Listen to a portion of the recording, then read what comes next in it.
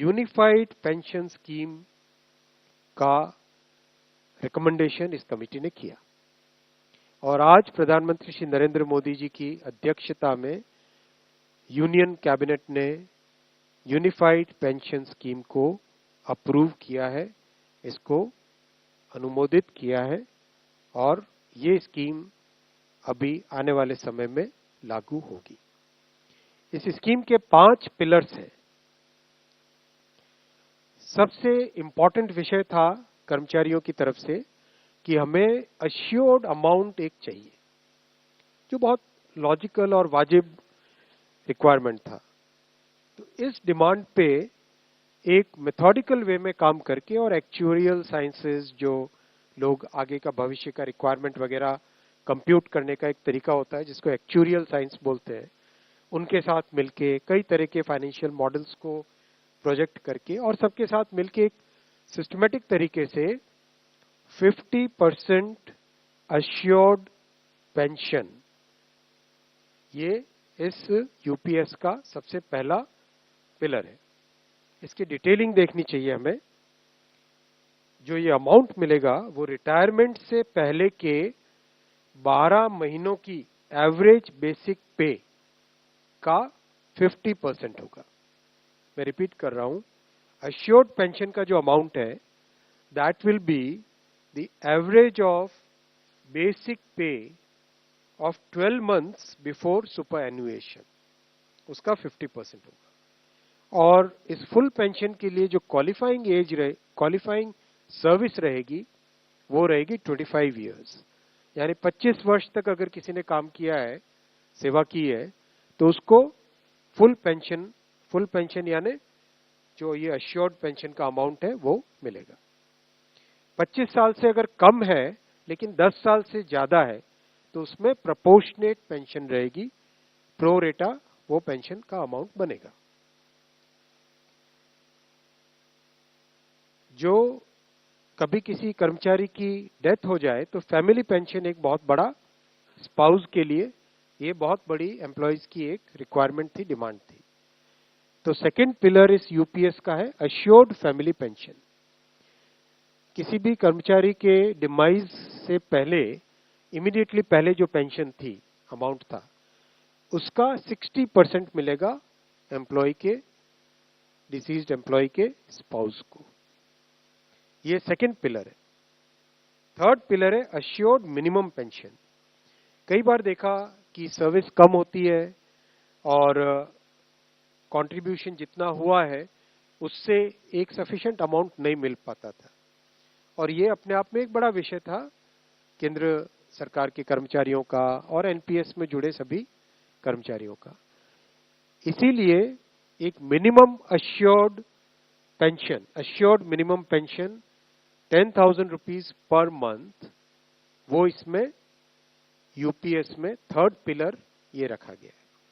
इसके साथ आगे वाले पॉइंट को जोड़ के करेंगे तो अगर डीएनएस रिलीफ यानी महंगाई से रिलेटेड रिलीफ जो मिलेगी तो वो आज की तारीख में होते होते करीब करीब 15,000 रुपए पर मंथ हो जाती है, which is a substantial relief part of this entire pension system. Fourth pillar है इन्फ्लेशन के साथ इंडेक्सेशन। जैसे केंद्र सरकार के एम्प्लॉयज के लिए सैलरी में डीएनएस अलाउंस होता है, उसी पैटर्न पे जो इंडेक्स है, सेम इंडेक्स को यूज करके all India consumer price index for industrial workers, इसको यूज करके assured pension, assured family pension और अश्योर्ड मिनिमम पेंशन, इन तीनों के तीनों जो आपने पिछले पेज पे तीनों पिलर्स देखे, assured pension, assured family pension और अश्योर्ड मिनिमम पेंशन, इन तीनों के ऊपर इन्फ्लेशन इंडेक्सेशन डीएनएस रिलीफ के बेसिस पे मिलेगा। डीआर, डीए की जगह डीआर, डीएनएस रिलीफ। पांचवा पिलर है इस स्कीम का lump sum payment at superannuation in addition to gratuity. ये एक तरीके से बहुत ही इंपॉर्टेंट और बहुत ही बड़ी एक रिलीफ मिलेगी। जब सुपर एन्युएशन होता है तो उसके बाद में इंसान अपनी लाइफ को प्लानिंग जिस तरह से करना चाहिए तब कई बड़े खर्चे आते हैं, इसलिए ये लंपसम एक अमाउंट तय किया गया। ये है कि हर 6 महीने की सर्विस के लिए मंथली इमोल्यूमेंट्स विच मीन्स पे एंड डीए कंबाइंड, उसका 10% अमाउंट। तो ये एक अपने आप में सब्सटैंशियल एक अमाउंट रह जाएगा। जैसे मान लीजिए किसी का 30 इयर्स की सेवा है, तो उसमें करीब करीब 6 महीने की सैलरी, सोमनाथन साहब दैट्स करेक्ट ना, करीब करीब 6, तो उसको 6 महीने की इमोल्यूमेंट्स जो उसकी रहेगी पे प्लस डीए मिला के, वो एक लमसम अमाउंट की तरह मिलेगा। ये 5 पिलर्स को लेके आज यूनिफाइड पेंशन स्कीम अप्रूव हुई है। ये स्कीम केंद्र सरकार के करीब 23 लाख कर्मचारी, करीब 23 लाख एम्प्लॉइज हैं, उनको इसका बेनिफिट मिलेगा। ऑप्शन रहेगा, कोई अगर एनपीएस में रहना चाहे तो एनपीएस में रह सकता है, यूपीएस में ऑप्ट करना चाहे which is naturally a very attractive scheme, तो उसमें ऑप्ट कर सकता है। प्लस राज्य सरकारें अगर इसी फ्रेमवर्क को, इसी आर्किटेक्चर को यूज करना चाहे तो राज्य सरकारें भी इस आर्किटेक्चर को यूज कर सकती है। अगर राज्य सरकार के कर्मचारी भी इसमें शामिल होते हैं तो करीब 90 लाख के आसपास टोटल कर्मचारी इसका बेनिफिट मिलेगा। सबसे इंपॉर्टेंट जो आज के इस फैसले का बहुत ही महत्वपूर्ण पार्ट है, वो है कि कर्मचारियों पर इस स्कीम का भार नहीं पड़ेगा। आज एम्प्लॉइज 10% कंट्रीब्यूट करते हैं, और आपको जानकारी होगी कि 10 वर्ष पहले तक सरकार भी 10% कंट्रीब्यूट करती थी, यानी 10+10 टोटल कंट्रीब्यूशन होता था। लेकिन मोदी जी ने 2019 में इस 10% कंट्रीब्यूशन को बढ़ा के 14% किया था। जो केंद्र सरकार का कंट्रीब्यूशन है उसको बढ़ा के 14% किया था। That itself was a very big contribution, big jump in the amount of contribution.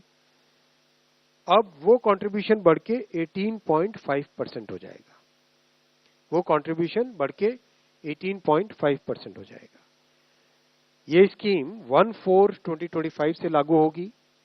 तब तक इसके लिए जो भी सारे स्ट्रक्चर्स, पोर्टल वोटल सब बनने होंगे, रूल्स रेगुलेशंस, वो सारे बन जाएंगे 1 अप्रैल 2025 से। 1 अप्रैल 2025 से लागू होगी ये स्कीम। और जितने भी एग्जिस्टिंग एम्प्लॉइज हैं एनपीएस में, उन सबको ये ऑप्शन मिलेगा, वो यूपीएस में शामिल हो सकते हैं। मेडिकल रीइंबर्समेंट पहले की तरह मिलेगा सेंट्रल गवर्नमेंट के एम्प्लॉइज को, जो कि बहुत बड़ी, वैसे भी मेडिकल रीइंबर्समेंट अभी भी पुराने ओपीएस के मेथड के टाइम से ही मिलता है, वो चेंज नहीं है। मैं आपके सामने ये भी रखना चाहूंगा साथियों कि कांग्रेस की 2 सरकारें जिन्होंने ओपीएस की घोषणा की, हिमाचल और राजस्थान, उन्होंने किस तरह से अपने राज्य सरकार के कर्मचारियों के प्रति एक तरीके से अनाउंस किया है, लेकिन इम्प्लीमेंटेशन उसमें कुछ नहीं किया। केवल अनाउंस करके एक भ्रम में रखना वो उनका काम था। इसके विपरीत प्रधानमंत्री श्री नरेंद्र मोदी जी का जो काम है, आप देखो, ये completely well thought through, extensively consulted, best practices को देख के, और साथ ही साथ इंटरजेनरेशनल इक्विटी, इंटरजेनरेशनल इक्विटी, आने वाली जनरेशन्स पे कोई एक्स्ट्रा भार ना पड़े, इसके लिए इस पूरी स्कीम को फुल्ली फंडेड स्कीम की तरह रखा गया है। फुल्ली फंडेड स्कीम की तरह रखा गया है। जो आज हमारा इसमें रिक्वायरमेंट रहेगा वो आज ही उसको फंड किया जाएगा, न कि हिमाचल और राजस्थान में कांग्रेस गवर्नमेंट्स की तरह आज अनाउंस कर दो, बाद में भविष्य में क्या होगा उसकी कांग्रेस ने कभी चिंता नहीं की। बहुत इंपॉर्टेंट है साथियों कि केंद्र सरकार और सरकारी कर्मचारियों के जो बहुत बड़े हिमायती बनते हैं, वैसी पॉलिटिकल पार्टियों का भी अगर हम इतिहास देखें तो वहां पर भी बहुत स्पष्ट तौर पे दिखाई देगा कि जैसे त्रिपुरा में कई वर्षों तक कम्युनिस्ट गवर्नमेंट रही, उन्होंने कभी भी ढंग से टाइम पे कमीशन नहीं रखा। केरला में जब केंद्र सरकार ने 10% से 14% बढ़ाया गवर्नमेंट का कंट्रीब्यूशन, तब केरला की सरकार ने उसको नहीं बढ़ाया। तो जन जन के हित की ध्यान रखना, एम्प्लॉयज के हित की ध्यान रखना, ये भावना और इस तरह की कार्यशैली केवल एनडीए सरकार की है। और प्रधानमंत्री श्री नरेंद्र मोदी जी ने आज अपने इस महत्वपूर्ण फैसले से एक बार फिर आपके सामने इसी डिटर्मिनेशन को, इसी भावना को आपके सामने रखा है।